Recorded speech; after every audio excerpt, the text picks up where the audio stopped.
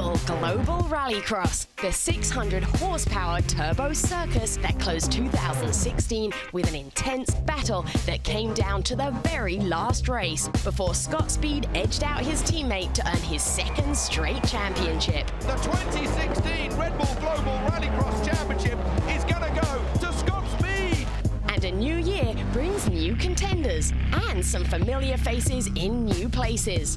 Volkswagen looks to continue its dominance in 2017 with a pair of two-time champions returning. But Patrick Sandell, Steve Arpin, GRC Lights champ Cabot Bigham, and a host of others have title ambitions all of their own. What does 2017 hold? Well, it all begins right here in Memphis as Red Bull Global Rallycross starts now.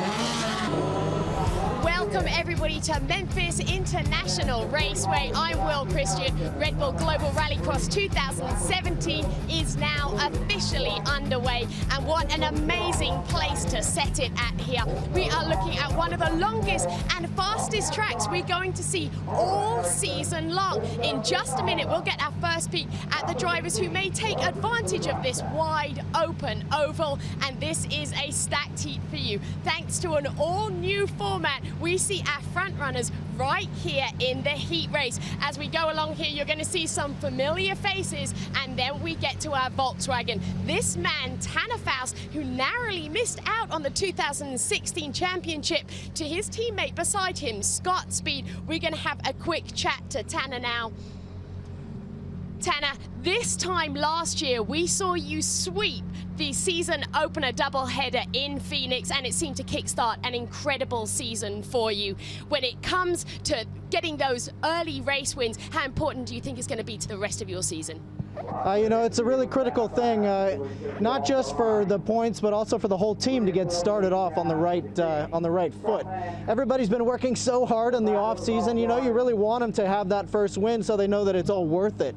So the battle for this first race really is something special, and I think you're going to see that in about 2 minutes. Thanks so much, Tanner. We can't wait to get the racing underway here. The green light is about to go. We've got time to introduce the rest of our broadcast team quickly. Up in the commentators booth, Toby Moody, Anders Krohn. This is going to be an incredible stage, this track. We're going to see who really is going to be the fastest here, and perhaps who's going to go forward in 2017 in that fashion.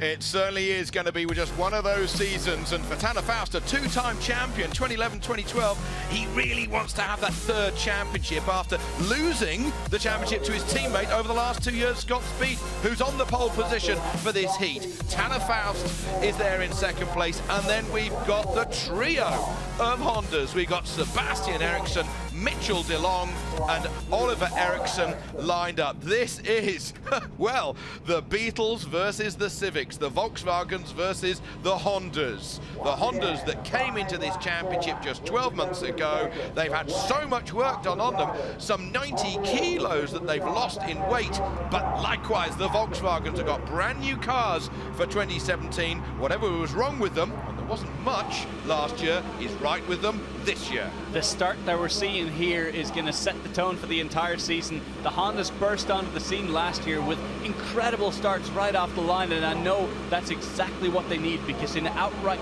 pace, the VWs are still a little bit stronger. So I think what we're going to see here from the Hondas is a full focus on getting the whole shot into turn one and then trying to control from there. The inside line, though, is already taken by Scott Speed with that red, white and green car. But Tanner Faust, with the experience that he has got, not just here in rallycross, but in drift, in stunt work, in racing, he's a very wise owl inside that black and yellow Beetle. But Scott Speed, he's getting himself ready for this start. The 34-year-old, he had 4 victories in the championship last year. As we're about to go racing here in Memphis, Tennessee. Wait for the green, little bit of creep. Was that from the Hondas? Great start from the middle of the grid. That is is Sebastian Eriksson. He's trying to squeeze out the two Volkswagens, but the Volkswagens have got the inside line. Scott Speed has got his teammate trying to go around the outside. Tanner Faust is just going to lose out. Scott Speed leads into turn 2, the tight left-hander. Be smart here, boys. You can see the Hondas are just sniffing any little room they can find with the VWs they're going to take advantage of. But so far, so good for Scott Speed, and this is the position that he loves to be in, out in front. And yeah, so far, he is looking good. He is looking good. We're running on board with his teammate Tanner Faust, building up speed. 6th gear down the pitch straight for the regular circuit that is here, a 3/4 mile oval in Memphis, Tennessee. Now we turn a tight right over the curbs. They hug it with their BF Goodrich tyres around the wall, and now they hit that big divot in the tarmac there. It's going to bottom out the cars as they come back onto the oval and build up their speed to nearly 120 miles an hour as they complete the first lap of 5. Done. And just a dab of the brake as they enter turn 1 and turn 2, and Tanner Faust with the slide there. You don't want to have too many of those because you do not want to wear out your BF Goodrich tires this early in the race. But I think we're going to see here Tanner Faust going to try and just keep it nice and clean. He doesn't want to take any risks more so than he has to keep the car good for the remainder of this event. Scott Speed and Tanner Faust, first and second in this race, the teammates with the Volkswagen, but also where their level is on outright wins in the Global Rallycross Championship. 11 wins apiece. Ken Block is next up on 6. That is the domination that those two guys have had on this championship over the last couple of years. As we see Scott Speed take the Joker lap, the first driver to take the Joker lap here in this 5-lapper. So his lead is now extended from 0.8 of a second to, let's get them over the line, nearly 3 seconds, I'd say. It is, but this is also Tanner Faust's chance to capitalize. If he has a great next lap now, he can jump Scott Speed. It's not very likely, but if he, for whatever reason, has a better lap than Scott Speed and Scott has a bit of a wobble, I think we might be able to see something here. We're going to get a replay of Scott Speed's Joker lap. As he enters turn 6, we're going to see his car move over to the right-hand side. That's going to give him another 1.5 second advantage. That's what we've seen so far this weekend, a 1.5 second gain when you take the Joker lap. And you can take this once, but once only in each race. That is what makes Red Bull GRC so different to any other form of motorsports. As they come down this back section, more bits of earth falling off the car. That's great. A little bit of weight is being lost from the car. Nobody taking the Joker as yet. Do any of the Hondas? Yes, 1 and 2. That is Sebastian Eriksson and that is Mitchell de Jong taking the Joker. So they hold position, but they're closer to the VWs in front of them. Interesting strategy there for Mitchell de Jong. Typically, you don't want to follow the guy right ahead of you into the Joker lap. You want to wait another lap so that you can put a really good lap in and then jump him in the Joker. So clearly there's spotters up top here that are telling them when to take the Joker. Had the same idea there. Oh, a big lockup for Sebastian Eriksson into turn 2. It is a big lockup. This car, new to the championship for just 12 months ago, trying to chase down the pace of the Volkswagen Beetles. New chassis, additional upgrades for the engine. All sorts of tweaks that the Volkswagen Motorsport guys have put onto this car with their experience from winning the World Rally Championship and their experience elsewhere in World Motorsport, full stop, whether it's single-seater racing or rallycross elsewhere as well. And Toby, you and I had a chat with Scott Speed earlier, and he had just kind of this cheeky smile on his face, and he said, yep, the new car is quicker. Yeah. And I think we're seeing that here, and I know the other teams weren't hoping it was going to be that much quicker, but clearly the Germans have not been sleeping, have they? This car is a bullet. It is a bullet, yes, you're absolutely right. As he starts his last lap, Tanner Faust has still yet to take his Joker lap, but a 1.5 second advantage that he will take from that Joker won't be enough to close that 2.2 second gap that he has got from his Rockstar Beetle up to the leading Beetle of Scott Speed. It won't be so long as Scott Speed doesn't make a mistake. Now, normally Scott never does that, but let's see as they go through the gravel, keeping it clean so far. It's going to be close. It's going to be within 2 or 3 tenths here. Oh, this could be a good one. So then, into the last half of the last lap. Here comes Tanner Faust, champion, 2011, 2012, takes the Joker around the left-hander. A little bit sideways. Again, he holds position, but he's a little bit closer. It isn't to be. So then the first head-to-head between the Volkswagen Beetles in 2017 has gone to Scott Speed, who beats his teammate Tanner Faust by 1.38 seconds. The leading Honda over the line is Sebastian Eriksson in third. Mitchell de Jong, his first race in a supercar here in America, gets fourth. And Oliver Eriksson, his first race in a supercar here in America, gets fifth. But Oliver Eriksson, he knows already how to win in a supercar. He won at home at Sweden just 7 days ago. But there is your winner, keeping it cool. But what a great start by Sebastian Eriksson. The Honda in the middle of the grid got ahead, but he just had a road full of Beetle and he couldn't turn into turn one.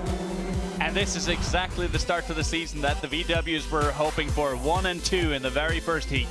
With Eriksson, de Jong and Eriksson, no relation, third, fourth and fifth on the banks of the Mississippi here in Memphis.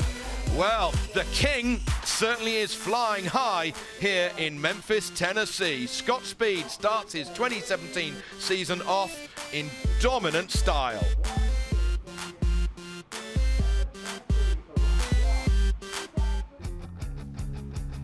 Red Bull Global Rallycross is brought to you by BF Goodrich Tires. Are you driver enough? I'm here with Scott Speed now. Scott, you picked up here in 2017 exactly as you finished up in 2016, except you seem to have found even more, excuse the pun, speed out there. What have you guys been working on in the off-season? You are just lightning fast. Well, I mean, you know how it is. You come to the first race, and it's always the test, who's done the best work on the off-season. And, the hat's off the team. That's all Volkswagen and Andretti Rallycross. That's all the hard work that goes on in Germany and back home in the shop in Indy. And clearly we have come this season ready to race. Now, was that a great test for you, not only having your teammate Tanner Faust by your side, but having the Hondas out there too and seeing what they could do? Well, it's the field. You're comparing yourself against the whole field. And today we laid it down. We were extremely fast. And honestly, that heat race, when your only job is to make sure that the tires stay on the car to come back to the finish line, it's an easy job. So I got to say big shout out to Circle K and Oberto for coming on this car this year. I'm glad that we get him at least a pole position and heat race win to start things off.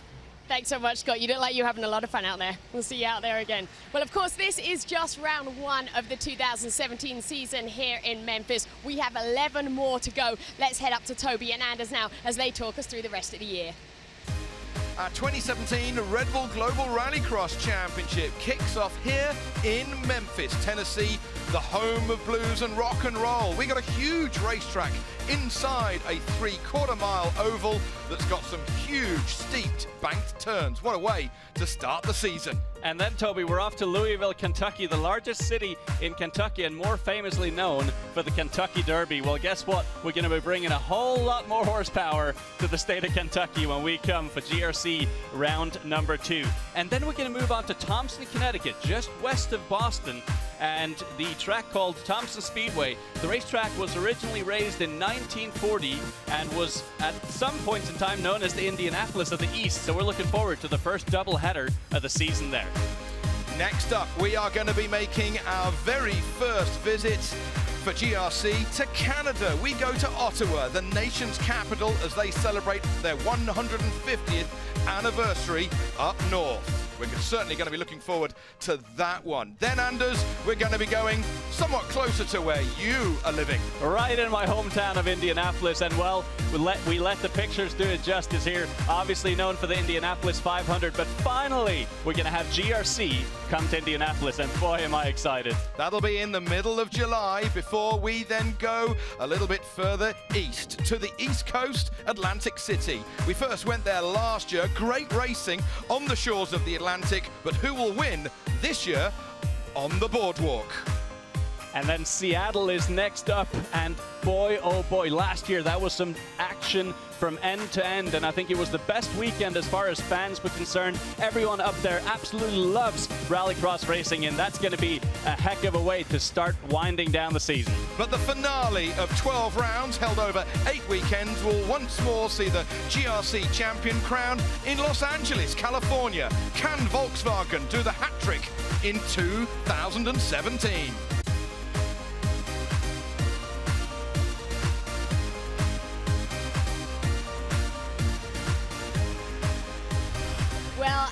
you can see an incredible season there ahead of us, so you want to make sure you stay with us through every single round. We are already getting deep into the heat races here. A lot more action. Do not go anywhere. We'll be back in a minute.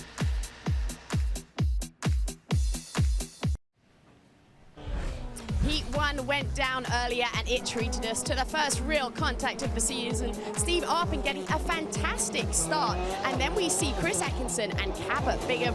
Massive contact there on the jump. Chris Atkinson then out. He actually goes off the side of the jump, and that would be the end of his race. Cabot Bigham, he manages to hang in there, but unfortunately damage to the car does mean that ultimately he had to pull out. So close to the end of the race there, unfortunately no finish for Chris Atkinson or Cabot Bigham.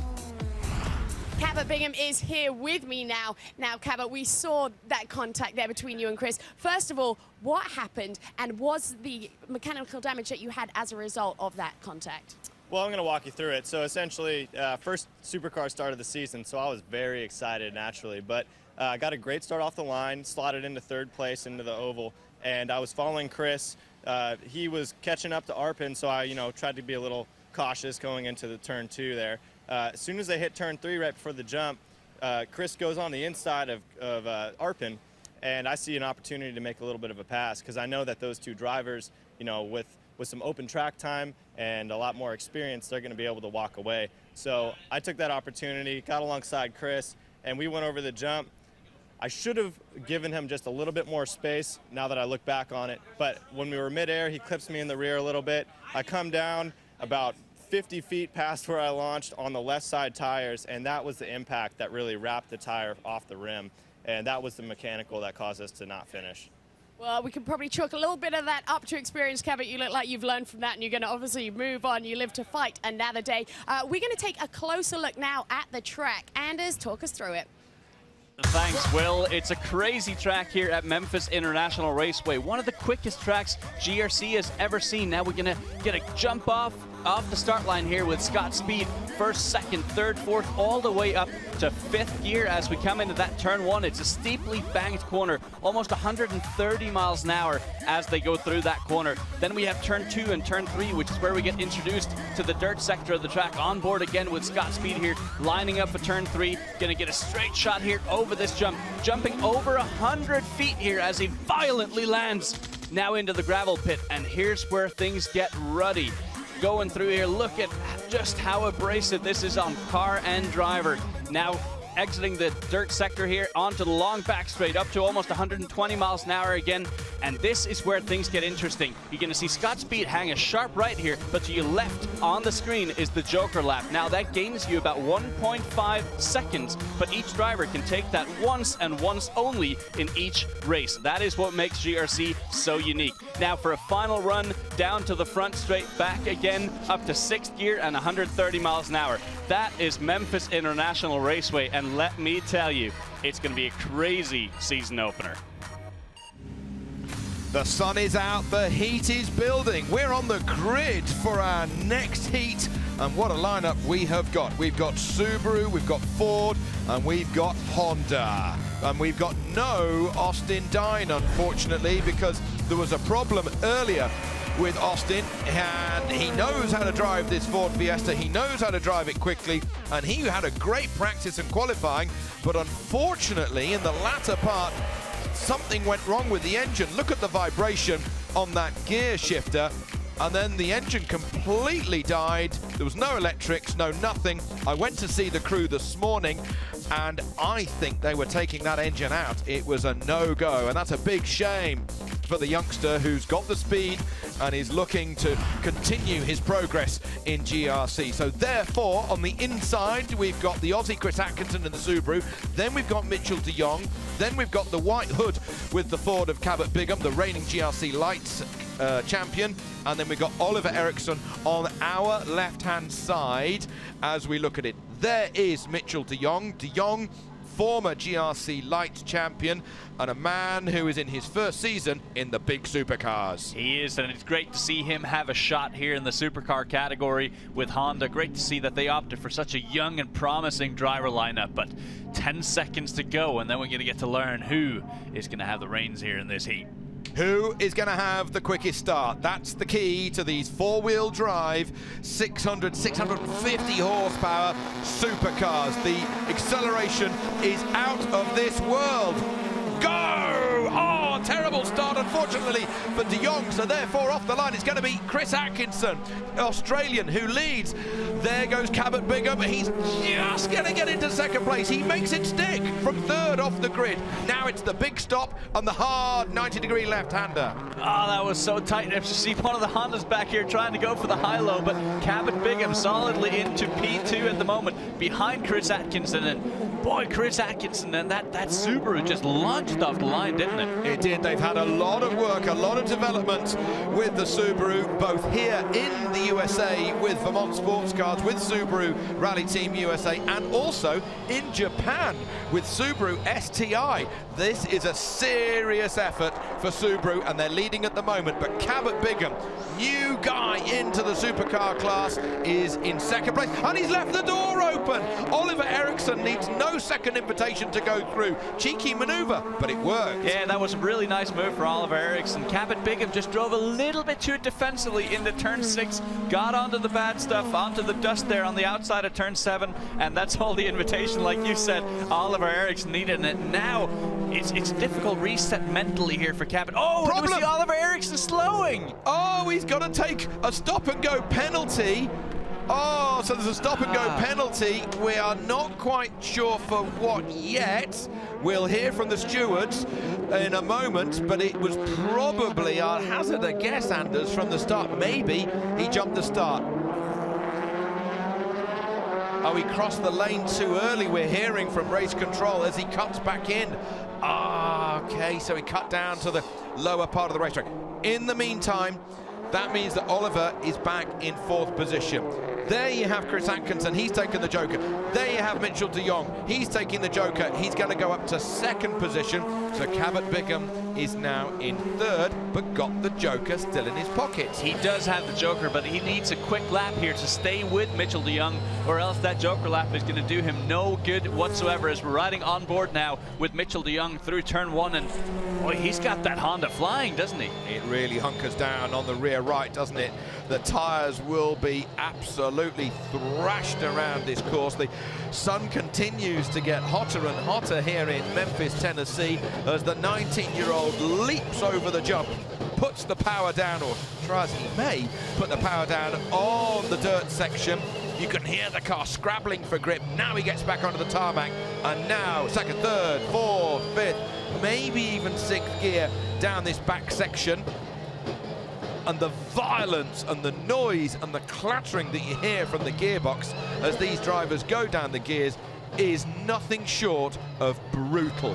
It is an engineering wonderment how they don't just explode at every gear change. The amount of strain that goes through the gearbox, the engine, the drive shafts, everything that these things get put through. There's a reason why they're having to entirely rebuild the cars between every single race, and that is because of that strain. But out in front, I mean, we've barely seen him on screen. Chris Atkinson has just been that dominant in this heat, and that is exactly what Subaru were hoping for. They had a big reshuffle over last year. They signed both Chris Atkinson and Patrick Sandell to their factory team, completely reset the driver lineup, and I think they've had a very, very positive impact from those two drivers so far.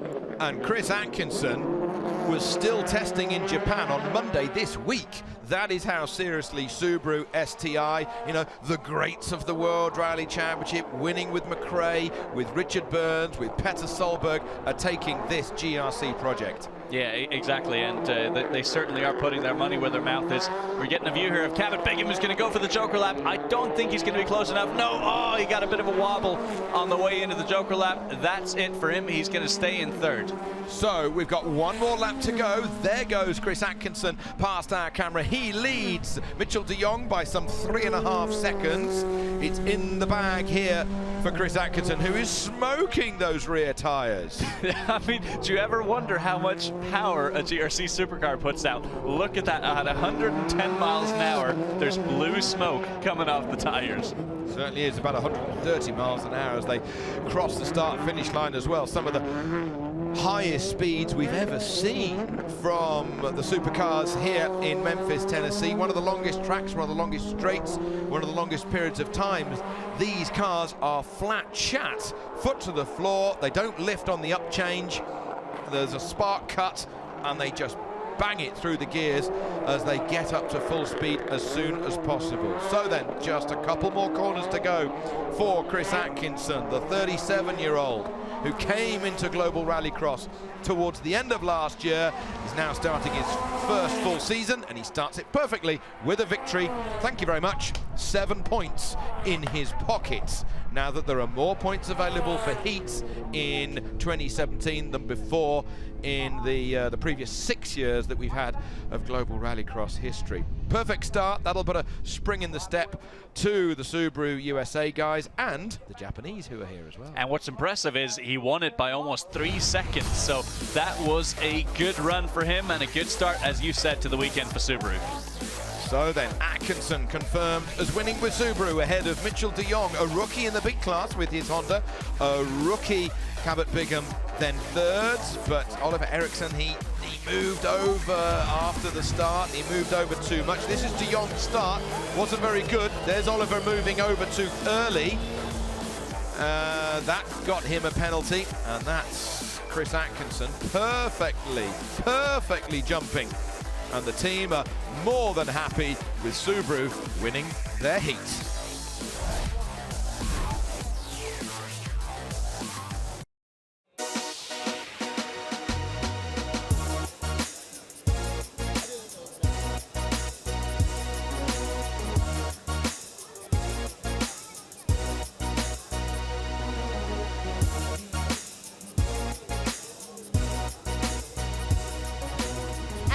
I've dragged out of the commentary booth down here in the paddock with me now. A wonderful team of Toby Moody and Anders Krohn. Guys, thank you for coming out in the sun and joining me. I am very excited that we're getting this season underway. For me personally, I love this first round. I feel it's like the big unveil. Yeah. We get to see all the development that's been going on in the off season, any changes, and of course this year, Toby, when it comes to the 2017 rules, we've got format changes going on as well. Absolutely, Will. Yeah, we've got less qualifying, but more racing, more heats, more points available for the drivers, with up to some 21 points available for the quickest driver in the heats, up to when we actually get the full 50 points available for when they're going to be in the final. It's going to be exciting. So perhaps what we might see here out of our champion in 2017 is the most consistent performance, which hasn't always been the case. Yeah. And I've seen, Anders, you've been doing laps and laps around the paddock. We're seeing a lot of switch up when it comes to driver, team combos. Who do you have your eye on? Well, I think the biggest story, guys, is the fact that we're looking at two very different manufacturers in Honda and Subaru. Honda have elected for a super young team of Sebastian Eriksson, who's only 24 years old. 24? 24 years old. And his teammates are only 18 and 19 years old. And then you have Subaru, who on the other side of the scale have opted for a very experienced duo, both over 30 years old, very accomplished rally drivers. So I think we're going to see that play into things. But the question obviously is, can VW be beat? Yeah, and one other note about Tanner Faust as a driver. He's old enough to be Oliver Eriksson's father? Yeah? Okay, right. Got it. I've just figured that out. No, talking about the cars, though, you know, Volkswagen, they're the reigning champions. They've had 2 seasons on the trot. They've now got a target on the back of their car. And people are looking over their shoulders going, in VW, going, who's going to beat me? And watching the young guns. And watching young guns coming up. And we've got, as you say, Honda with that young group of drivers, but also they've lost nearly like 1.5 times my body weight out of the car in the last 12 months. Subaru done an enormous amount of testing. Ford have still got speed in their car. VW is the target for them. So I think the key here, what we're talking about, is massive diversity, perhaps more than we've ever seen in Red Bull Global Rallycross. The question is, who is going to have that winning formula as we go through the season? This is only round 1. We're going to get to round 12 before we really find out.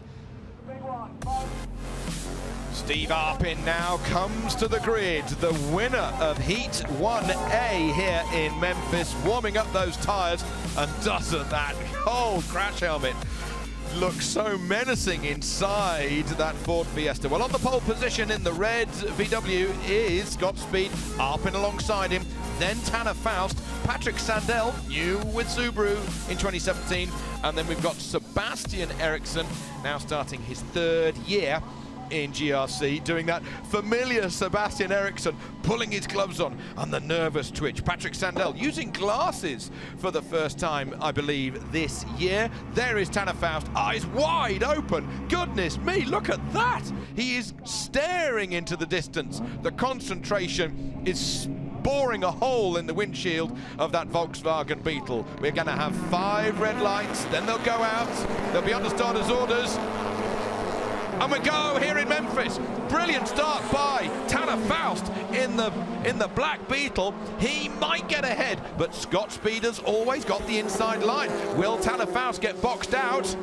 Will he get boxed out by Steve Arpin? That's the big question as they put on the anchors for the tight left-hander. That was a smart decision for Tanner Faust to not try and go around the outside of Scott Speed coming into turn 2. He said, I'm okay with being second here at the moment, because otherwise Steve Arpin, as you said, would have boxed him out, and that would have made for some difficult things there for Tanner Faust. But Scott Speed, man, look at the traction off that corner. Whew. It's the battle of the bugs now, isn't it? The reigning champion leads this race, the champion for the last 2 years and the champion for the first 2 years of Global Rallycross, 2011 and 2012. Tanner Faust chasing his teammate hard. Then we've got the blue Ford Fiesta, that is Steve Arpin. Then we've got Patrick Sandell's Subaru, and then we've got Sebastian Eriksson's Honda. That's still a quick car. And yet he's trying to get past Patrick Sandell on the inside. This will be interesting. He's closing. Can he get 4th position? Sandell cuts off his nose, but he leaves him a little bit of space, and he's out in the dirt. He's taken the high line. That's too high. That's not something you usually see from Patrick Sandell. I mean, usually Sandell would have gone right down at the bottom there before he even got alongside to protect his position. But oh, Sebastian Eriksson, don't do that. Oh man, these guys are slugging it out for P4. They certainly are. The Honda gets ahead of the Subaru. The Subaru battling hard as the 2 Volkswagen Beetles, brand new cars for this year, brand new chassis built in Europe, shipped over to Andretti, and it's going to be Scott Speed who takes the joker for the first time, so his lead will now be extended by about 1.5 seconds. And that was to be expected there. Now let's see what Tanner Faust can do in response to that. If he can crack in a couple of really good laps here, he might be able to take that lead. But as of right now, 2.2 seconds. We're going to get a replay here of the contact between Patrick Sandell and Sebastian Eriksson. So Patrick Sandell so late on the brakes into turn 3, just a little bit of a nudge. I don't even know if there was a touch. I don't think he did. I think Sebastian Eriksson just went wide anyway. Yeah, he pulled the handbrake. He pulled the handbrake, and it made it look like there was contact. So there actually was not. Not much in it. Another cigarette paper you could have got between them. There's nothing there. But Patrick Sandell fighting hard with the Subaru. But let us not forget that the guy in second place there, Tanner Faust, still has the joker. 1.5 seconds still up his sleeve. He's not going to take it on this lap. This is lap 3. So he's got something still to play with. Lap 4, lap 5. But what we're going to be paying attention to here is across the line, how far back is Tanner Faust? Has he closed that gap? It was 2.2 seconds on the last lap. What is it this lap? 2.15. Okay, so still not sufficient. He needs to gain another 0.2 a lap here in order to take that on the final lap and take the lead. But as of right now, I think Scott Speed's probably just controlling the pace of the race a little bit. Tanner Faust fighting hard. Can he find a chink in the armor? Can he find a glimpse where he can get the knife in and get through to the sheer speed of Scott? Well, speaking of that, Scott ran a little bit wide coming off turn 4 there, so that could be all Tanner Faust needs. Says here up on the screen that the gap is up to 2.6, so the answer to that at the moment is no, but we still have 2 more laps to go, or at least 1.5 laps to go. Tanner Faust does not opt for it, so he is going to go for the joker lap on the very last lap, so that means Tanner still has 1 more shot at a perfect lap here to close that gap. Third is still Steve Arpin. There he is with the blue Ford Fiesta. Big hit as he goes over that hole on the infield section as we now ride on board with Steve Arpin. He says, hey, I think I've driven this racetrack as part of one of the NASCAR series, but I can't remember. It's because it was all the way back in his Silver Crown days when he raced here at the Memphis International Raceway. So that is a guy with a lot of experience. Now, speaking of experience, look at Tanner Faust. I mean, he's driven basically everything under the sun. I mean, he's done stunt driving, rallycross driving. He's doing the Baja 500, I think, later on this year. So the guy literally drives everything. And of course, Formula Drift. Stunt driving, as you say, in some Hollywood films, it's been him with a wig on, you know? So he's paid to drive cars quickly all day, every day as he takes the Joker. Not going to be enough, though. Not at all. Scott Speed, that is so impressive. Whoa. On board as we come on the banking. And now the checkered flag is waved for Scott Speed. Thank you very much. 7 points for Scott Speed. 6 points in this heat for Tanner Faust. And Scott Speed just looks as if he's driven to the shops. And you know, look at the vibration, Anders. Look at the vibration. That's probably the dirt that has collected inside the wheel rims, and therefore it puts the wheels out of balance. It can build up to about a 2-inch thick layer of dirt from the gravel section. This is Tanner Faust on the last lap, taking the Joker. Oh, how close is he to those two tyre bales as he tries to chase down his teammates. But Scott Speed kept the speed there and took the victory ahead of Faust, ahead of Steve Arpin, Sebastian Eriksson, Patrick Sandell here in Memphis. It was all fast and furious on the first lap, wasn't it? But Speed jumping way ahead.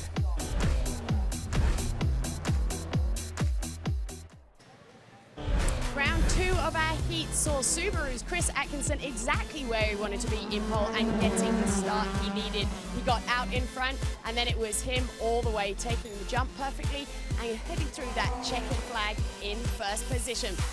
I'm here with Chris Atkinson now. You couldn't be happier for your team. I'm sure Subaru are patting you on the back now. Everybody was a little bit curious, how are you going to come out of the gates and you go and take your heat win? Yeah, it's a full credit to the Subaru team. They've worked so hard over the winter, and those launches, the first 2 launches have got to be awesome, so we're happy with that. Still a gap to the guys in front, really pace-wise, but to get a win, my first win in GRC, even though it's only a heat, we're really happy with that. The guys has been working around the clock with the car and updates in the off-season, and I think we're ready to fight for the championship. Subaru Rally Team USA has put a huge effort in over the winter. We're ready for the new GRC season. Can't wait to get started. By definition, the competition of motorsport means that even in the off-season, you're evolving every part of the car to make it better. And if you're not making it better, you're losing. Tanner Faust on board with the 2-time Global Rallycross champion, slams the door, checks that the belts are all in position. The man with 11 overall GRC wins, level with his teammate Scott Speed, who is on the pole position. Alongside him is Chris Atkinson in the Subaru, then Faust, then we got Mitchell de Jong, and then we got this man here, Steve Arpin in the 00 car. He knows about turning left around circuits like this, doesn't he? He does indeed, and just watching him in practice, he was so impressive going into that super quick turn 1, but now we're really going to see which manufacturer is the best off the line. We have all of them here on the grid. So then we've got the Volkswagen, the Subaru, another Volkswagen, then the Honda, then the Ford Fiesta. And it's a brilliant start from Tanner Faust. Already he's a car length ahead. How did he do that? That is development that the Volkswagen guys have done over the winter. And here's the Canadian cowboy going around the outside. Steve Arpin slots into second position. Great racing. Steve Arpin, you beauty, and now Mitchell de Jong with another move up to third. And oh, Scott Speed, what's happened? Went from first to fourth. He's in fourth position. We're riding on board with Scott Speed, our reigning Global Rallycross champion, as we're on the dirt for the first time. Bit of rear bodywork hanging off the Honda of Mitchell de Jong as we come back on the tarmac. It is still Tanner Faust leading. We got a race here. I would not have predicted this in my wildest dreams, Toby, that this would happen to Scott Speed on the opening lap. He's been so good off the line, and that new VW Beetle has just been flying, so we did not expect this one bit, and this is falling right in to the hands here of Tanner Faust. It is indeed, and if he wins this race, long way to go, 7 points in the bag. potentially for Tanner Faust. He comes over the line, 0.88 of a second ahead of Steve Arpin in the blue Fiesta. There goes Steve. And then we've got Mitchell de Jong, and then we've got this guy here. This is Scott Speed. Scott Speed, but this is why I love GRC. It's so unpredictable. We could have expected Scott Speed to just run away with this, but instead we're seeing this completely mixed up bag of goods here right now. And yeah, Scott Speed, he's gonna be right on the bumper here of Mitchell de Jong. Mitchell de Jong. So then, 1, 2, 3 different manufacturers in the first 3 places. The man we haven't mentioned, he's had a bad run relatively for him so far here in Memphis, is Chris Atkinson. He's been so strong, but a bit of a problem as we see a joker taken by Faust, a joker taken by Steve Arpin. So they're going to be gaining to the tune of about 1.5 seconds. Volkswagen, Ford, Honda, back with the Volkswagen, and the one-handed approach that we have seen in years past from Scott Speed. He's holding onto the wheel with 2 hands now, pressing one of the buttons as he tips it into the long oval left-hander. A little bit of push, a little bit of understeer maybe, having gone down 1 gear, and now hard on the brakes. A lot of development work being done by the Volkswagen guys in Andretti. They've done a lot of testing here stateside over the off-season with the German Volkswagen Motorsport guys flying over for every test, seeing exactly what is going on with their chassis, going on with their motor. 12 engineers coming over from Germany at every single event here with VW to just drive those cars to the next level. And they said they wouldn't tell us exactly what percentage, but they've lowered the center of gravity with this VW Beetle significantly from last year. As we see joker lap here for Mitchell de Jong. He's going to be fighting for second space. Is he going to take it? He is! Oh! What a beautiful move. Great maneuver by Mitchell de Jong. He's up to second position. So Faust, de Jong and Arpin have all taken their joker, and Mitchell de Jong, he was always quick in a GRC Lights car, whether or not he was at X Games, whether or not he was here in GRC Lights, champion of course in GRC Lights. This is his first big drive and chance in a supercar with double the horsepower. He wasn't just quick in a GRC Lights car, Toby. He obliterated the other competitors. I think he won something like 12 races in 2014. I mean, he ran away from the field. So he may be a new face to the GRC supercar paddock, but certainly we expect great things from this young man. He's a new face maybe for people on the TV broadcast, but he's been working in this paddock as a spotter, helping out as a mechanic, helping out the team and all sorts. That's Mitchell de Jong. This is a replay on the right-hand side of him taking the joker and taking second away from Steve Arpin.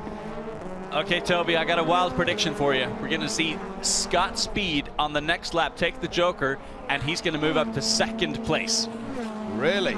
Okay, so de Jong 1.6, Speed 3.8. That's a 2.2 second disadvantage to second.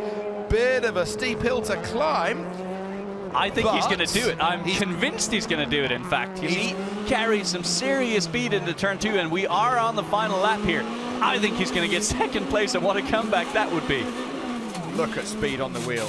Look at Speed on the wheel. Soaring away, trying to find the traction. And it's going to be very close. He's going to get one position, Will Scott, but whether or not he can get up to second is another discussion as they come towards the joker. Look at the red VW. He's late on the brakes, isn't he? Look at the corner speed. He's going to get ahead of the Ford. Will he get ahead of Mitchell de Jong? Mitchell de Jong is going to hold that second position. So Mitchell de Jong is going to get second position, but Tanner Faust led off the line and has led every lap in this Heat 3B here in Memphis, Tennessee.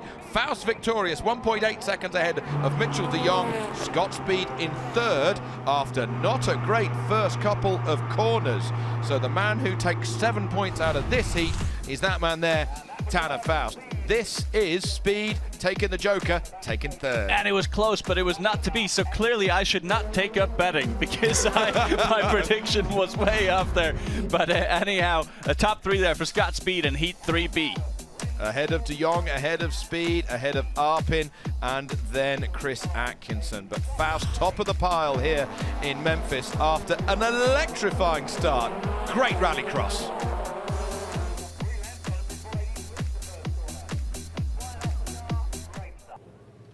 And And we are just getting the 2017 season underway with round 1 here at the Memphis International Raceway. 11 rounds ahead of us, culminating in our finale in Los Angeles.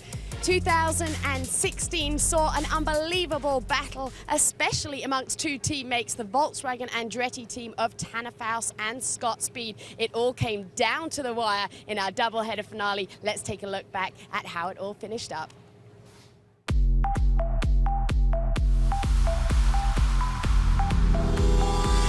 We are go for 2016. The points are on. Still too wide. Still too wide. That is ever so tight. Faust has taken the victory here in Phoenix. The horsepower is unleashed as we're underway. Look at how far Tanner Faust jumps there. Lots of bumping and boring. Brilliant stuff. Tanner Faust takes the double. Go! Brilliant start by the two Beatles. And he goes wide. Sandell, how did he do that? This is the final that we've been looking forward to. Sandell takes the victory in Dallas. Green light. Hole shot. A great one for Scott Speed on the outside. Two wheels. Tanner Faust taking the lead. Big contact between the top two. And we have a fire in Scott Speed's car. Checkered flag in the air. Arfin is going to win in the Global Rallycross. Great launch for Sebastian Eriksson. He tries to get in front of Tanner Faust early. They make heavy contact as they go into one. Scott Speed, look at this, up to 4th place. So huge Ryan up there for Deegan. Deegan. Scott Speed was able to take the Joker and take over second. Faust winning at Daytona. We're underway. Scott Speed, his teammate, is now pushing him way wide. Oh, no. Faust has got a problem. Deegan is going to lead this race. Look at how close Speed has closed. Scott Speed is going to take the victory in the last corner here in New River. This is Washington, D.C., and we're go! Brilliant start by Scott Speed. Big old tank slapper off the tabletop. Looking, oh my goodness me, great rallycross. And Faust spins out. Does he go wide? They hit. Oh, and he's in the barrier. The winner is Scott Speed here in D.C. The final for Atlantic City is underway. Great start by Scott Speed and the Blue Beetles. Side by side over the jump, Tanner Faust. Lead. Get it. What a maneuver. Oh, puncture for Faust. How is he driving that on the rim? Scott Speed wins in Atlantic City. We're go! Brilliant start from the back row by Scott Speed. He's cutting through, but at the front it's going to be Tanner Faust and the two Hondas. He's going to take 11 GRC victories. The most successful driver in GRC history wins in Seattle. We are racing here in Los Angeles. Scott Speed has the go. Tanner Faust is looking to see if he can go around the outside, but it's not quite going to happen. A lot of banging in margin. Oh, landing on the side of David Higgins' Subaru. Goodness me! Look at Yodi. Look at this! Beatles 1-2 here in Los Angeles. Scott Speed closes in on the championship leader, Tanner Faust, by 5 points here. The championship is now on. What a start from Tanner Faust, goes outside 4 wide. Oh no, he's gone wide. Speed's gonna make it stick and he goes through to the lead. And here goes Deegan, but it's not quite gonna work. Yes, it is! Brian Deegan is gonna win here in Los Angeles, but the 2016 Red Bull Global Rallycross Championship is gonna go to Scott Speed. So far, that dominance of the Beatles continuing here through 3 heat rounds as we head into the semi-final. Our grids look like this. Scott Speed in pole position, Sebastian Eriksson, Steve Arpin, Patrick Sandell, and Oliver Eriksson finishing up that semi-final 1. Semi-final 2, Tanner Faust in pole, Mitchell de Jong, Chris Atkinson, and Cabot Bigham finishing that out. Semi-final actual coming to you in just a little bit, so stay right with us.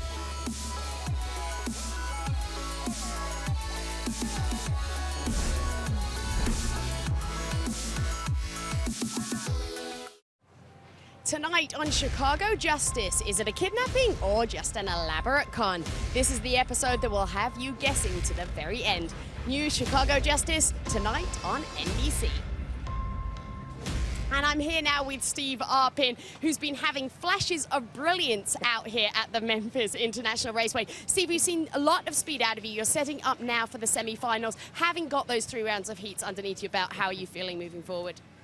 Well, I just have flashes of brilliance so far, so we need to make that to just a brilliant weekend. So, no, all these guys on Lone Bro Motorsports race team, Jacob Company's on board with us this weekend. So excited to have them. They're working their tails off. So behind the scenes, it's been a rough weekend for us. We've had problems in both practice sessions. These guys were here all night last night changing a motor. but each and every time we get on the racetrack, we're picking up speed. Got to give a special shout out to our crew chief, our dad, we call him, Carl Goodman. His boy's getting married today. He had to sneak away, so we're on our first time on our own this weekend. But congratulations to the Goodman family, an awesome wedding today. We're going to go do you proud tonight in the semifinal. Congratulations to him, Steve. We're seeing, obviously, a lot of speed out of there. I don't have to tell you by who, by the Volkswagen Beetles out there. At this point, can your team do anything to make up that speed and perhaps eke your way onto the podium this weekend? I think so. I think we definitely have, like you said, flashes of brilliance. If we take all of my best segments and put them together, we're really close. So we just need to get the car a little bit more drivable, a little bit more predictable, and be able to be more consistent throughout an entire race. And I think we'll be right there with them. We're going to let you get out on the grid. Thanks ever so much, Steve, Toby, Anders. It's time to get these semi-finals underway. So far here in Memphis, Scott Speed and Tanner Faust have scored 19 points throughout the heat so far. Sebastian Eriksson, Mitchell de Jong hot on their tail, together with Steve Arpin on 16 points. Atkinson Sandell on 15, Kevin Bigham, Oliver Eriksson. There's a maximum score available of 21 points. So the two Volkswagens are still unstoppable, are they? So then, we've got Scott Speed on the pole position from Sebastian Eriksson and Steve Arpin. That's our front row. Meanwhile, on row 2, Patrick Sandell, who has yet to have a solid run so far this weekend. We really want to see big things for him, and Oliver Eriksson as well. A little bit of a troubled start to his GRC supercar career, but look at Patrick Sandell, just eyes lit up, bashing his arms here, ready to go for the semi-final one. well, he's been racing at home in Sweden, a Mark II Escort, having a great result on the Swedish Historic Rally, but now it's all about the 650 horsepower. I just love that look of Sebastian Eriksson as he's winding himself up for the start of this heat. As we are underway for this charge into the first corner. Steve Arpin gets it a little bit squirrely. They're hugging the inside corner, but it's going to be Scott Speed who leads this race. We're riding on board with Arpin as we go into the tight left-hander. And somebody's gone wide. Was that Patrick? Patrick sat down look at this! wide, yeah. Look at this! Sorry, Anders. Two abreast as they take the jump, and it's going to be Sebastian Eriksson who leads ahead. Sorry, second place ahead of Steve Arpin because Speed is already gone. I was just going to say, the guy that's loving all of this is Scott Speed. These guys are bashing into each other, and Scott Speed's just running away. We're getting a replay here and just going to see Patrick Sandell. Oh! And he even hits the tire barrier. Oh, and that's big damage to the bodywork of that Subaru STI. Big, brutal hit, and that's going to hurt. Look at it. Look at it. It's all been ripped open like a sardine can. Goodness me, but the mechanics of the car are still there. It's still running. It is still running, but one of the air ducts going back to the radiators has been torn off as well, so this could very well make the car overheat, so we'll be paying close attention to that. But for the moment, oh, Steve Arpin going into the penalty box for a stop-and-go penalty. I think that might be because he changed lane too early off the start, maybe. Yeah, we're having confirmation from race control. There's the blue car at the top, Anders, and he's going to come down there. Yeah, and of course the reason for that is the race director doesn't want anyone driving each other into the fence that early down the front straight. So yeah, that is a shame there. Steve Arpin's had a great weekend so far, so that's a shame to see him get that stop-and-go penalty. So in this semi-final, Scott Speed takes the Joker together with Sebastian Eriksson, the Volkswagen and the Honda. Leap out of the infield area and back onto the oval. Scott Speed knows about oval racing, did some NASCAR time, and he knows the balance between how to drive tarmac, how to drive an oval, now how to drive rallycross. Look how silky smooth he is. Yeah, and I'm just looking at the steering inputs, and there's never any abrupt changes of direction here. It's all just super smooth, working well within the slip angle of the tire. Now a quick upshift to third before the jump as he takes off, and yeah, it's just a beautiful driving style to look at, isn't it, Toby? That's like visual warm caramel behind the wheel, isn't it? He's so smooth. How does he do that? I've never had visual warm caramel before, but this apparently is it. Back down to second gear. Quick rotation. Look at how slow his hands are. It's almost like he is on a Sunday drive. And but yet he's driving this monster of a race car, 600 horsepower, and he's the quickest of them all. Brilliant, absolutely brilliant. Up the gears he goes. 4th, 5th, 6th gear, 130 miles an hour on the data we saw in practice and qualifying from the VW Beetle, as it then lent through the long left-hander with a lateral G of 2G through that turn. These are astronomically, technically capable, fast 21st century motor cars. They're built by NASA or something, aren't they? Yeah. They're something else. They absolutely are, and I mean, to think that these are basically road cars that they strip apart, put a big roll cage in, put a 2-liter engine in with a massive turbo on it, 600 horsepower, 4-wheel drive, 0 to 60 in less than 2 seconds. I mean, I've ridden along in a few times in these types of cars, and I've driven a lot of race cars in my day, Toby. Nothing is as impressive off the line as a Red Bull GRC car. Sebastian Eriksson, he's closing in on the leader, Scott Speed. There is Oliver Eriksson tucking into that 3rd position, getting a little bit closer though to his teammate Sebastian. Also other technical information, turbocharger in these cars running at 1,600 degrees Fahrenheit.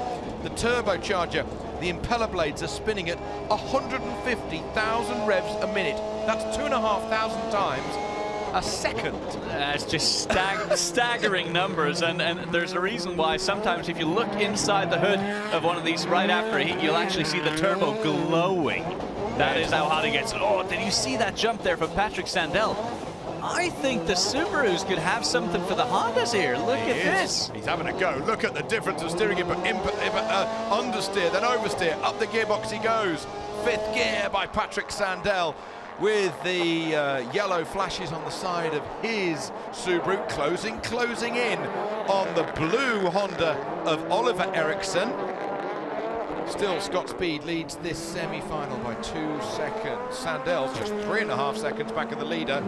He's got full aircon in that car, hasn't he? He does, but I'm looking at Scott Speed at the moment as we come into the final lap here. I don't think he's showing all his cards here. I think he is just pacing himself, making sure he's not putting any more strain on that car than he absolutely has to, and I think that's part of the reason why we're seeing him be so smooth, is because he just wants to save that car for the all-important final. That's where we're going to get the big points. That's where the 50 points for a win is distributed, and that's what Scott Speed wants. Yeah, he's obviously had a big landing on one of the jumps. The GoPro's fallen out of the casing on the top right of your screen there, but we are going to focus in on who is going to get 2nd, 3rd, 4th position. This is Patrick Sandell in 4th position, going up the gears. Look at that. Look at that bodywork flapping around. It won't let go of the mothership, but the Hondas are going to go 2nd, 3rd, 4th. Here comes Steve Arpin after his stop-go penalty. After his stop-go penalty, he's managed to close in, but not quite able to get another position.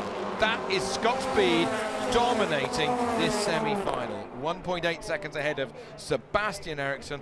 The younger Oliver is across the line in 3rd, ahead of Patrick Sandell. Again, Scott Speed, been for a drive, down to the shops. He is so cool. Just a beautiful performance for Scott Speed, and this is exactly the position that he likes to be in. He had some troubles at the beginning of last year with some mechanical issues with those cars. Not this case here in Memphis, so he is up front ahead of Sebastian and Oliver Eriksson.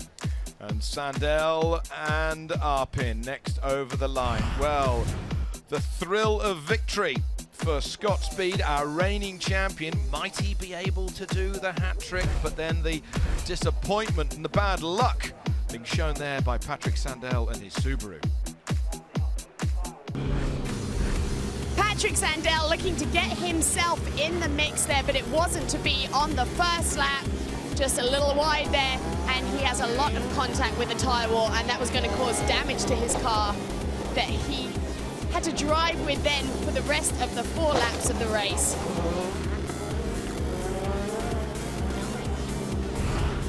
Patrick, we just showed you the replay there of what happened with the tyre wall. It was a little bit hard for us to see what exactly caused it. From your perspective there on the first lap, what happened?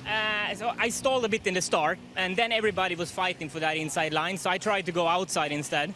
But then the sharp left-hander came a bit quicker than I expected, so I went a bit wide there. but luckily it was tires there, so it was not a big hit, you know, it was just some tires, but we tried to put the car as, you know, on the minimum weights as possible. So we need to do all panels and everything like that very light. So I guess that's why it came off. But it didn't affect my driving. After that, pace was really good, and I was catching up on everybody in front. So overall, I'm very happy. Subaru have done a great job. And now Subaru, your team, have taken that car away because they have to try and get you ready for the final. We saw there was the entire right wing there was hanging off. Are they going to be able to get you back out there in time, Patrick? Absolutely. You know, Subaru Rally Team USA is always doing a fantastic job, so I'm 100% sure we'll be out there. We'll let you go cool down and get back out there. Thanks, Patrick. The Iceman keeping it cool, isn't he? Well, yeah, a lot of damage. Shame he only hit that wall at about 4 miles an hour. Next semi-final, they're on the grid. Tanner Faust, Mitchell de Jong and Chris Atkinson. They are on the grid. And then we've got Cabot Bigham to the rear of this semi-final. We had a bit of drama in the first semi-final. Anders, we're going to have some more. I wouldn't be surprised if we do, and obviously Chris Atkinson and Cabot Bigham have already got into it earlier, so yeah, let's hope they don't have a repeat incident. But on board now with Mitchell de Jong and now Tanner Faust. Look at his eyes, so ready for this. He just needs to get a perfect launch here, and then he can control the semi-final from there. The heats winners have had 7 points, but the semi-final victors will get 10 points. So this is important stuff for the 2017 GRC Championship. Great light, go! Fantastic start by all of them on the front row. But again, it's Tanner Faust's Volkswagen Beetle that once it gets into its stride has had a meteoric start. Not as good a start as Cabot Bigham. He's 4th and he's now up to 2nd position. But there is Mitchell de Jong trying to go around the outside, and he goes up to 2nd place with his Honda Civic. Impressive start for both these youngsters, especially Mitchell de Jong here, right on the tail of Tanner Faust. And this is exactly what he needs to do to stress Tanner Faust, to show that I am here, and if you make just the slightest of a mistake, I'm going to take advantage and take that position right from you. Riding on board with the Honda in 2nd position, chasing the Volkswagen. Tanner Faust currently in the lead. Over the curbs once, over the curbs twice. Mitchell de Jong, then Cabot Bigham, then we've got Chris Atkinson. See, this is exactly what I know all the other teams are so afraid of. The VWs just get off the corner so well. So if they get ahead on that first half lap, then it's going to be so difficult to catch. And you can just see now already Tanner Faust out to a roughly 10 car length lead here. They're not getting so much going into the corners, but just coming off the corners where the VW Beetle just has something else that the other manufacturers haven't figured out yet. And the pitch and the yaw of the Volkswagen is so much less than the roll of the other cars, and it just keeps more rubber on the road at any given time. And the engine, the technical capabilities of the Volkswagen Motorsport guys in Wolfsburg, in Germany. I mean, just repeat what you said earlier in the broadcast, Anders. Volkswagen Andretti Rallycross have been testing here in America during the off-season, but how many German guys come over for that test? I think they said something like 12 engineers that come over on every test, not just race weekends, but every single test. So this really is a full-on factory effort, and Tanner Faust loving every minute of it so far. He took the Joker lap. So did Mitchell de Jong, and oh, look at this side-by-side across the line with Chris Atkinson and Cabot Bigham. Who's going to have this here as they head into the oval part of the track? Cabot Bigham is the answer. He holds that 3rd position. Gets it back, should I say. Chris Atkinson has taken the Joker with the Subaru, but Cabot Bigham, new to the supercar class, is holding his own against the Aussie, the reigning GRC Lights champion. Roostering Chris Atkinson, and now they come off the dirt. And if Cabot Bigham wants to make his life extra easy here, he's going to opt for the Joker lap, and that'll give him that 1.5 second advantage. And I'm looking back to the Subaru of Chris Atkinson and wondering, does he have a mechanical issue? Because he's a lot slower than he usually should be. Cabot Bigham, meanwhile, has taken the Joker lap, but I'm paying attention to the left rear tire of Chris Atkinson. It looks like that has possibly deflated, so we'll be paying attention to that. Okay, I thought he was very slow, as you say, coming out of the dirt. There's definitely an issue here. definitely there's some bodywork damage, but I don't think that's going to be the cause of it. Seems okay, Anders. Left rear seems okay. But he's just so off pace. He's not even pushing here, is he? Yeah, but maybe there's been a problem elsewhere. Who knows? But no problem there. He's got some traction issues, though. I wonder if it's the right rear, maybe. Okay, well, let's see. Is it a bit low on the shocker? It might be a bit low on rear left. I think there's a suspension problem rather than a tyre problem. Who knows? Anyway, they've got a lot of development under their belt over the winter of Subaru. There's a complete chassis in Japan that the Japanese Subaru guys are servicing and engineering and seeing if they can find any more speed with. Let's have a look at the super slow-mo on that right-hand box. I just think it's a bit low on rear left. It does look that way, and no wonder. I mean, when they jump here, they jump over 100 feet, and when they land, it's over 3.5 Gs that are being put into the car and through the shock. So for a shock to just bend ever so slightly is not beyond the realm of possibility. That's for sure. But Mitchell de Jong, look at this bodywork just flying off that car, and he doesn't care, does he? He's 19 years old. Yeah, not at all. And as we saw with Patrick Sandell in the previous semi-final, the body panels very lightweight, carbon fiber, Kevlar kind of construction. Some of them are glass fiber, and they're very strong when in position, mounted to the main structure of the vehicle. But then if one of those mounting points is ripped away, then the air will get inside them, rip it off in no time. But underneath, the basic mechanics of the car will be unchanged as the last lap is now started by Tanner Faust. We've hardly seen him because he's been out in front. But I'll tell you this, Mitchell de Jong, you have to take your hat off to Mitchell de Jong. He is a rookie in the supercar class, and he's only 1.5 seconds behind Tanner Faust, who's won 11 GRC races and 2 GRC championships. It's a superb effort, but Toby, I'm going to go back to the Scott Speed semi-final and say the same thing. I don't think Tanner Faust is driving any quicker than he absolutely has to here. He knows he's got the quicker car, so if Mitchell de Jong gets a little bit too close, I think he's going to extend that gap again. So I think he's got this under control at the moment. So what we need to look forward to and what we're going to get in the final later are the two VWs head-to-head going flat out. That's what I want to buy a ticket for. Now, keep in mind, we saw that in Dallas last year, didn't we, as well? Side by side into turn one, and that fell into the favor of Patrick Sandell in the Ford. So anything can happen here in Red Bull GRC. Semi-final 2. It is a win for Tanner Faust. He takes 10 points. Valuable championship points, because last year's championship, after 12 races and 8 weekends, was decided by 6 points. It's going to be that kind of difference that is going to make the difference in the championship come the end of the season when we finish up in Los Angeles. Great drive here for Tanner Faust, and this is eerily similar to what we saw from him at the beginning of last year, just winning and controlling everything. But Mitchell de Jong, look at that, and Cabot Bigham with the top 3 in his semi-final. Great stuff. Let's hope that Chris Atkinson doesn't have a problem with that car. No problem at all, though, for Tanner Faust. Next time we'll see Tanner Faust, he'll be in the final head-to-head with the reigning champion. A battle within a battle all weekend long so far between these two, Chris Atkinson and Cabot Bigham. The veteran versus the rookie, and they were just chasing each other down through that whole semi-final race, trying to get the better of each other. Cabot ahead there for a while. It seemed that we were seeing a few problems out of Chris Atkinson, but the race goes on, and those two were just chasing each other down constantly.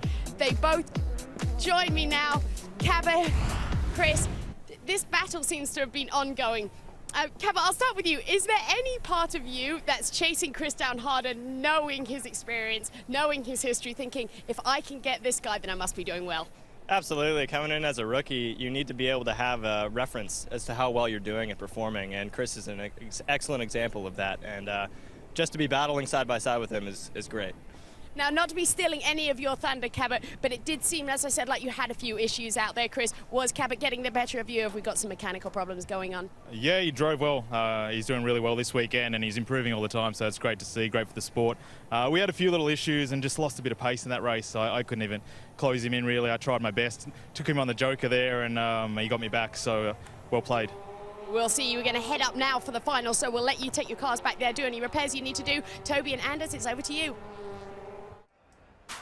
Scott Speed will start the final here in Memphis on the pole position alongside his teammate, his arch rival Tanner Faust, with Sebastian Eriksson on the outside of row 1. Row 2 is De Jong, Eriksson, and the fellow rookie to De Jong, Cabot Bigham. Then row 3 is Sandell, Atkinson, and Steve Arpin. So the reigning champions on the pole position. Let's have a quick review of how he has won those last 2 championships here in Red Bull GRC. Time to bring it to the checkered flag and crown a champion. Scott Speed is the 2015 Red Bull GRC champion. Again, we have a fire in Scott Speed's car. Unfortunate once again for Scott Speed. Scott Speed is going to take the victory at the last corner here in New River. Oh, and Faust spins out. The winner is Scott Speed here in DC. Oh, puncture for Faust. Scott Speed wins in Atlantic City. Beatles 1-2 here in Los Angeles. Scott Speed closes in on the championship leader, Tanner Faust, by 5 points here. But the 2016 Red Bull Global Rallycross Championship is going to go to Scott Speed. So we've got the reigning champion, Scott Speed, gunning for victory from pole position. Will he take the victory? He doesn't want to go to Heartbreak Hotel here in Memphis.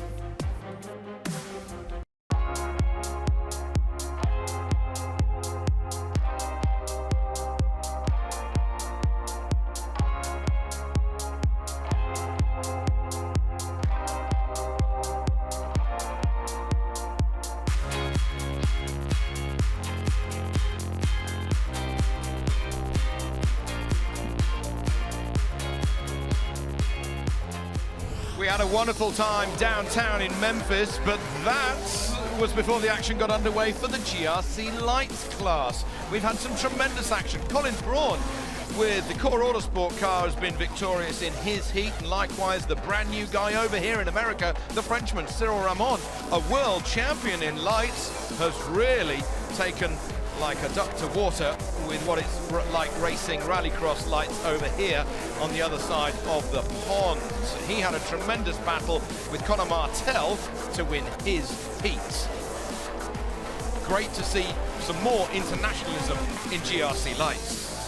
But then in the first of the 2 semifinals, it was all about Alex Keys, as you see Colin Braun here in the shot taking the Joker lap, but Alex Keys just dominated that with Cyril Ramon trying to hang on there. Could not do anything about him whatsoever. Alex Keys, big win there. Then we had Conor Martel on the very last lap here. He takes the outside line, and we have Christian Brooks to the inside in the Joker lap. Who's going to come out in front? It is Conor Martel. And all the action is coming up at 5 p.m. Eastern on Tuesday on NBCSN for the full final. We're very excited. Now, all 3 of the last Lights champions are in the supercar class this year. Mitchell de Jong, Oliver Eriksson, and Cabot Bigham. They all want to be a supercar champion, such as Scott Speed and Tanner Faust, who are down there in the paddock with Will. Thank you, guys. Scott, Tanner, everybody is out there trying to catch you guys. You've obviously got targets on your back, as you knew you would have at the beginning of this season, and you've been faster and faster out there, except, Scott, then we see you perhaps not with the fastest start that we would have been expecting from you. Everybody's thinking, is there tactics in there? Because now you guys are exactly where you want to be. Scott, you're through to one semi-final. Tanner, you're through to the other. Talk to me about your thinking for that. Well, we got a bad start. The bottom is not really the best place to launch out there, and it can be hit or miss. That was a big miss. Just was dirty, I guess. Didn't get a good launch, and then from there, you know, I knew with the way the points worked, 3rd place was going to seal up the pole starting spot for the first semi.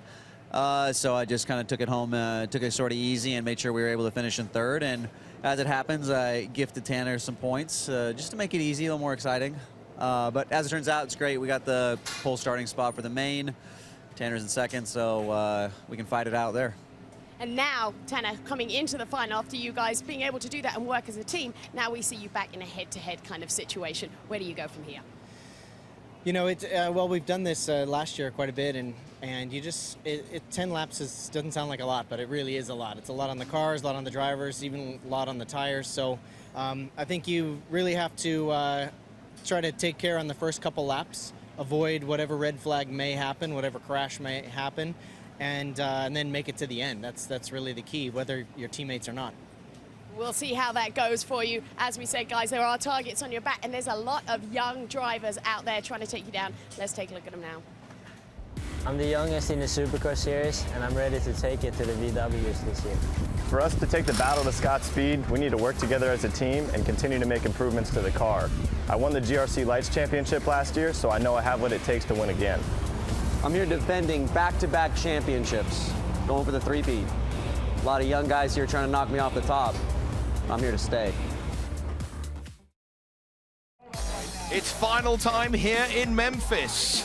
It's the showdown between Scott Speed and his arch rival Tanner Faust. This is how Scott Speed managed to win his semi-final, rocketing off the line, shooting ahead.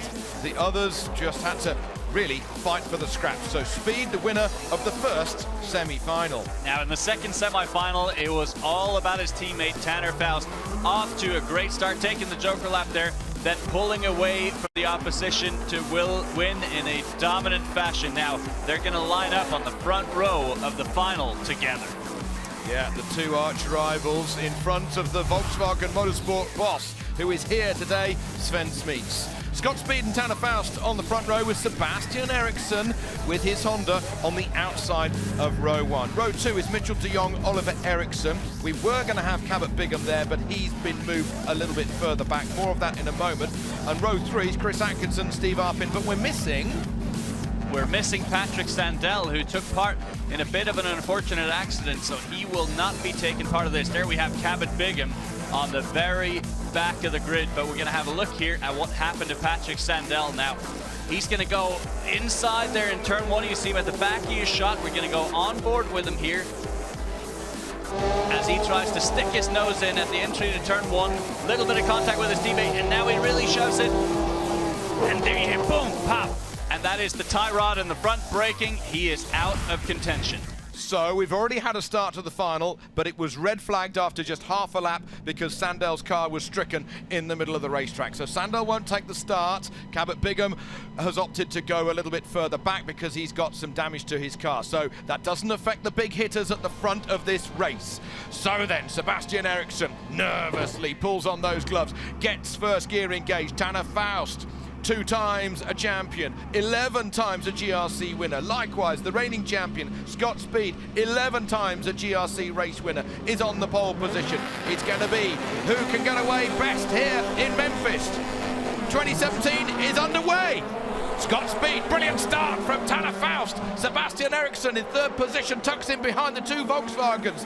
Around turn 1 they go. Tanner Faust now tucks in behind his teammate, sideways on the exit of the turn 1 as they come down to the tight left-hander that takes them off the oval. Who is going to have the advantage? The answer to that question is still Scott Speed. Beautifully executed first couple of corners there for Scott Speed and Tanner Faust as well. Playing it very smart here in the early parts of this race as we see some action further back in the field, but at the moment it is all Scott Speed. Look at the dust he's kicking up, Toby. Yeah, and the sun is going down. It's going to be in their drivers' eyes as they race towards the sunset here, but Scott Speed keeps it cool as only he can know how. Tanner Faust has got to try and work out a strategy to try and get ahead of his teammate with speed, from Faust that is, with driving prowess or potentially the Joker lap. They're not allowed to take the Joker lap on lap 1. That is now done. We've got 9 more laps to go in which you can take the Joker lap at any time, but only once. And prior to this weekend, all the drivers were really concerned about tire wear. Now, 10 laps, as they said earlier, might not sound like a lot, but when you look at the embankment of that turn 1, that's such tremendous stress on the outside tire, and it's 600 horsepower that they're trying to plant down at every point in time. So it is tremendous strain on these tires. So just keeping the tires underneath them for the entire 10 laps is going to be difficult. The cars are faster, but one of the things that Volkswagen have been working on over the winter is the drivers' diet, fitness, but likewise the drivers themselves say, I'm quicker than I was last year. Here is Steve Arpin incoming. Oh! He's alongside the Honda, and Steve Arpin trying to get past Mitchell de Jong. De Jong had to have gone for the Joker, which he did there. So De Jong's going to rejoin at the bottom of your screen. In front of now Steve Arpin is Sebastian Eriksson that we're looking at, number 93. And what a maneuver by Steve, fair play. Steve Arpin is flying, and yeah, that was a little bit aggressive. Maybe we're gonna have another look at it here. Look at him dive down to the inside in turn 6, just nudges De Jong out of the way and forces De Jong to actually take the Joker lap unwillingly. He helped him. Yeah. Hey, you better take the Joker lap. Go on. And we got another change of position because that's Oliver Eriksson getting ahead of Sebastian Eriksson. The blue car is Oliver. The white car is Sebastian Eriksson. The two Hondas. Sebastian's got a big issue here. He's way off pace. There's something massively wrong there with that car. Okay, well, let's see how that one pans out. Let's see what's going to happen. We're on board with Sebastian. Yeah, it's not right, is it? Oh, he's going to get caught here by Chris Atkinson. And I think Chris Atkinson is taking the Joker lap on the inside. He's going to get that position. Sebastian Eriksson here trying to figure out what is going on with my car. It's not revving. It's going now. Meanwhile, back at the front, Scott Speed has taken the Joker. Tanner Faust is now 3.7 seconds, 3.8 seconds behind. There's the gap. Wait. There's second position in the shape of Tanner Faust. Mitchell de Jong, who of course has been forced to take his Joker by Steve Arpin, thank you very much, Mr. Canadian, is now in third position. I think Steve Arpin's going to argue that that was just a strong suggestion that he take the Joker lap, and rightly so. Mitchell de Jong, what a great performance for him here to be running in third, but Steve Arpin is oh so close. So now goes Tanner Faust to take the Joker lap. Scott Speed will remain ahead. A shorter lap, a faster lap now being taken by Tanner Faust. He's second. Now then, that is de Jong going through, then Arpin. Then we've got Oliver Eriksson, and de Jong's car is a little bit battered up after some contact earlier in the race, but Mitchell de Jong, in his first ever supercar race, is in a podium position. Think about that for a moment. This guy is talent. Now he's going places. The only thing he's got to be concerned with is Steve Arpin, who's right behind him, who's on board, we're riding on board with right now, has yet to take the Joker lap. So he's almost certainly going to pass Mitchell de Jong, and it would be in Steve Arpin's best interest to take that Joker lap this time by to ensure that he gets that position. So let's pay attention here. He's coming out of turn 5, now on the power from second all the way up to 5th gear and about 120 miles an hour. Now slamming on the brakes all the way down to first gear here. Quick jab of the handbrake, and let's watch it. Is he? Yes, he is going to take it. And there is your third place overtaken. It could be a spotter for Steve Arpin, Anders. He's listening in as Steve Arpin takes the third position now with his Ford Fiesta. The Hondas have got to chase, but as Arpin chases the two Volkswagens, we've got to try and see if Arpin can make headway into the Beetles. Here's a replay of Arpin taking the Joker, 1.5 seconds to his advantage. That's the time in his pocket. That's the position taken.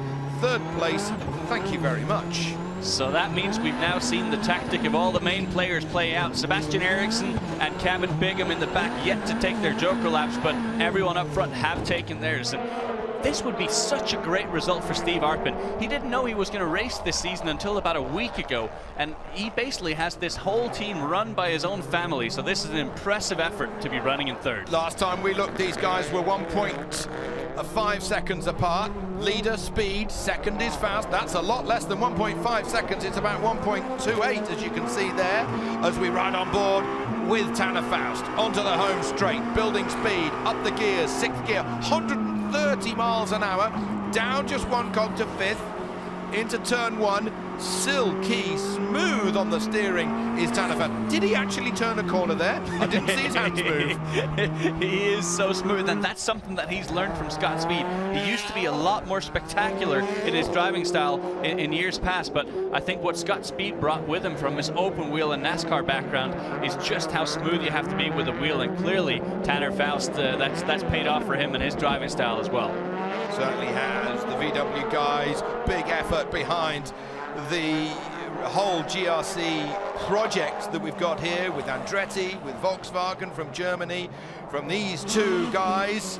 and the experience, as you say, that the pair of them have got from circuit racing, from drifting, from stunt driving, from driving race cars all day, every day. This is why they are the best in the world, as already we're in 6th gear before the line. Goodness me, electrifying acceleration. Now the tyres will be coming into play. It's a warm day here in Tennessee, and there's a lot of pressure being put on the outside, the right-hand side, should I say, the outside of those cars. It's a predominantly left-handed racetrack, so the outside right is going to have the battering. Now, the quickest man on track that last lap was Steve Arpin. He's catching the 2 leaders, and I don't know if that's because the 2 leaders have chosen to just save their tires a little bit, or if they are genuinely on pace with what they expect to be, and if so, that's even more impressive for Steve Arpin. Hey, make no mistake here, those Beetles are still battling themselves. There's no team orders or anything like that. It's race to the line, just don't take each other off. You know, this is still a motor race. We have got, oh, there's Chris Atkinson, unfortunately stopped on the side of the racetrack. Oh, that's cruel luck for the Subaru rally team here in the USA, because they put a lot of work into making that car so much quicker. He did a great practice in qualifying, and there's obviously been a bit of a gremlin, a bit of bad luck for the Aussie. Let's look forward to seeing him next time out in Louisville with some better luck. Meanwhile, lap and a half to go here for Scott Speed, and he's just keeping it so nice and collected going into the dirt section here. Turn 4, on power, up to 3rd, up to 4th gear, trying to find that traction in that VW Beetle. Keeping it good so far, Toby. Down this back section, he'll be looking in his mirrors. Still, Faust is getting closer, but is he close enough? But the guy who's getting closer again is still Steve Arpin. He was 4.1, then 3.6, now 2.5 seconds behind the leader, Scott Speed. It's a proper game of cat and mouse here. Let's see if he can do anything, but God, it's got to be frustrating for Tanner Faust just looking at the rear end here of Scott Speed, wondering how can I possibly get him as we now enter the final lap of the race. And keep in mind, if either one of these win this race, Toby, they're going to become the winningest GRC driver in history with 12 wins. Yes, as we start our 7th season of Global Rallycross, 11 wins for Faust, 11 wins for Speed. That is Cabot Bigham. He had a problem with some damage to the car because this final was restarted after only just half a lap, so there was some damage for him, so he's going to be looking forward to getting back on track next time out. Still, 1, 2, 3, look how close it is. Shows you how competitive Global Rallycross racing is, with 1.9 seconds covering 1st to 3rd. Half a lap remaining. Scott Speed's just got to keep it clean here, entering turn 6 right now on power, 1st, 2nd, and 3rd gear. Couple of quick left-handers coming up. I don't think Tanner Faust is going to be able to do anything with Scott Speed here. What about Steve Arpin, though? Might he be able to get the traction down against the Beetles with the Ford Fiesta? But as the checkered flag waves, it is Scott Speed who is relentless in Memphis. He takes the victory. 50 points going to Scott Speed for victory in the final. Whoa, that's a relief. That's 6 months of off-season winter work coming to the boil. Victory for Volkswagen. Take a bow, Scott Speed and Volkswagen. The car you've offloaded the trailers for this season is nothing short of a miracle. That car is unbelievable. And as you said, Anders, the most successful driver in global rallycross history with now 12 wins to his name. He did some rallycross for a bit of fun back in 2013. Rocked up literally with whatever crash helmet and overalls he got out of the cupboard, and he won the race. He is now turning into one of the legends of international rallycross racing. Scott Speed, ladies and gentlemen. Stunning, stunning, stunning. From lights to flag, he led the way, and Scott takes the victory here in Memphis. What a way to start your championship defense. A seemingly flawless weekend ends in another victory for the reigning 2016 champion, Scott Speed. And there he is celebrating with his teammates, a teammate Tanner Faust, who came in 2nd, and then Steve Arpin bringing up the 3rd place there. A great result for Steve Arpin. He'll be extremely happy with that. He chased the boys down but couldn't quite catch them. Scott, congratulations to you. With that win, you have now become the winningest GRC driver in history. That was win number 12. How does that feel? And how do you carry this momentum on now through the rest of the season?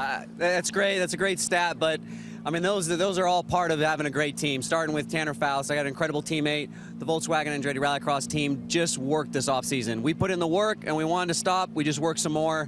And when you show up to the first race and you put this kind of performance down, it makes all that work worthwhile. Big shout out to Circle K and Oberto for coming on board this year. Obviously, Rockstar. Thank you so much, guys. Thanks so much, Scott. Guys, back to you.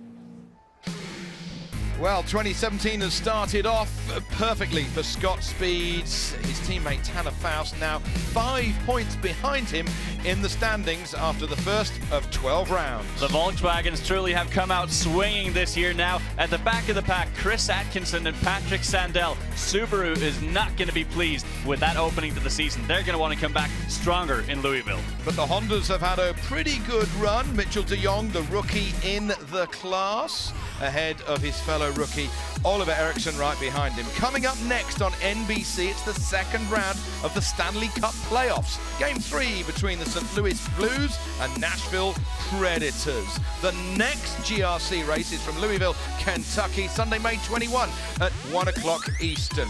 Meanwhile, from all of the NBC crew here in Memphis, it's goodbye from a brilliant season opener.